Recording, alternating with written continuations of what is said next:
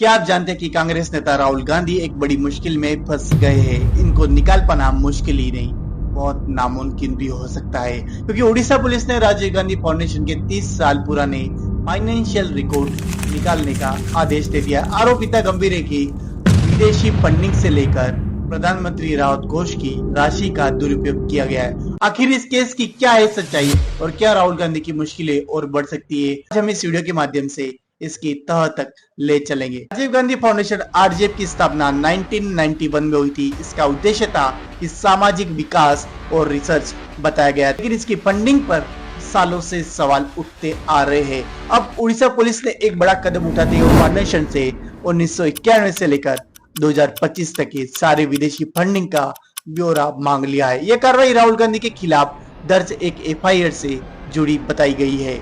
7 फरवरी को राहुल गांधी के खिलाफ एफआईआर दर्ज हुई थी और आरोप इतना था कि 15 जनवरी को राहुल गांधी ने कांग्रेस मुख्यालय के उद्घाटन पर दिए गए उनके भाषण से देश की एकता और संप्रभुता को खतरा बताया गया है। राहुल गांधी ने कहा था कि हम अब बीजेपी, आरएसएस और राष्ट्रीय यानी भारतीय राज्य से लड़ रहे हैं। इसी बयान के बाद मामला और ज्यादा गंभीर होता चला गया है।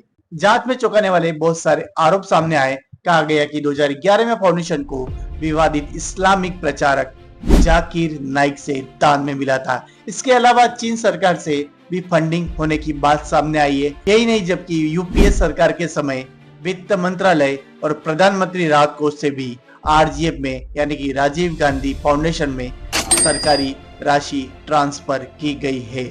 अब पुलिस पूछ रही कि आखिर इन पैसों का इस्तेमाल कहां, कब और किसके लिए किया गया है। उड़ीसा पुलिस ने 3 सितंबर को आरजीएफ यानी कि राजीव गांधी फाउंडेशन के निदेशक संदीप आनंद को पत्र भेजा और उसमें कहा गया कि वही हमको 1991 से अभी तक की सारी डिटेल चाहिए। विदेशी फंडिंग कहां से आई है, उनके बैंक के हस्ताक्षरों, बैंक खाते, ऑडिट्स, एफसीआरए लाइसेंस और तमाम सारी जानकारी जो भी राजीव गांधी फाउंडेशन से जुड़ी हुई है वो हमको चाहिए। पुलिस ने साफ कहा कि 4 नवंबर 2025 तक सारे दस्तावेज जमा करना अनिवार्य है। इसने यह भी कहा कि अगर तय समय पर दस्तावेज नहीं दिए गए तो कड़ी कार्रवाई की जाएगी।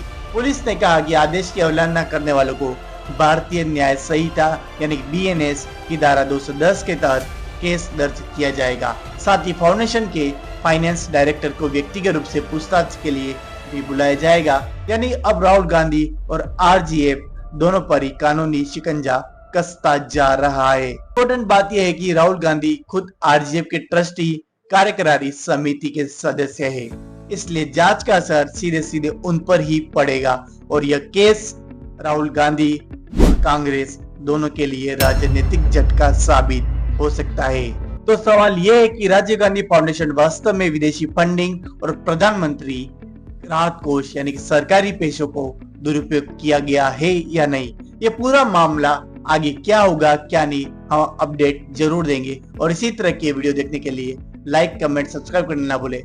Thank you.